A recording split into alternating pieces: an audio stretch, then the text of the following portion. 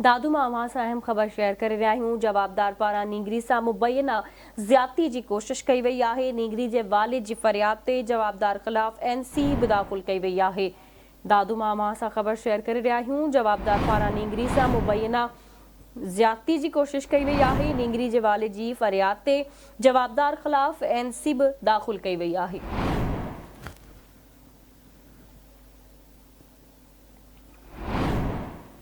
एक भेरो ॿीहर अवांखे अहम ख़बर खां आगाह करे रहिया आहियूं। दादू में जवाबदार पारां नींगरी सां मुबैना ज़्यादती जी कोशिश कई वई आहे, जॾहिं त नींगरी जे वालिद जी फ़रियाद ते जवाबदारनि ख़िलाफ़ NC बि दाख़िल कई वई आहे।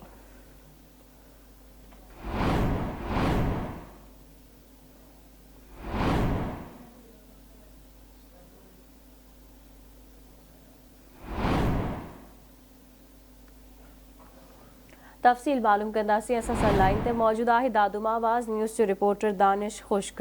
जी दानिश, छा तफ़सील आहिनि, आगाह कजो। जी बिल्कुल, दादू शहर के A सेक्शन थाने की हद शहबाज कॉलोनी में जवाबदार पारां नींगरी शबनम जमाली सां घर अंदर ज्यादती करण की कोशिश कई है। नींगरी के वालिद एजाज जमाली दादू के A सेक्शन थाने से NC रिपोर्ट दाखिल कराई है। उन NC रिपोर्ट में जणायो है तो जवाबदार असगर जमाली संदस जे घर में दाखिल थी अकेलो नंढड़ी के ॾिसी वज वठी घर में दाखिल थियो है। जवाबदार असगर जमाली पारां नींगरी शबनम जमाली सां ज्यादती की कोशिश कई। नींगरी के रड़ियुनि ते इलाइक़े वासी जेके आहिनि उहे पहुची विया ऐं छॾ छोड़ ॿार जेको जवाबदार आहे उहो उतां फरार थी वियो आहे। SHO A सेक्शन जो चवणु आहे त जेको एजाज़ जमाली आहे उनजी फरियाद ते जवाबदार मथां NC रिपोर्ट दाख़िल करे ऐं वाक़िए जी घणनि रुखनि खां जांच कई पई वञे। ठीकु आहे दानिश, वॾी महिरबानी अवांजी अपडेट करण लाइ।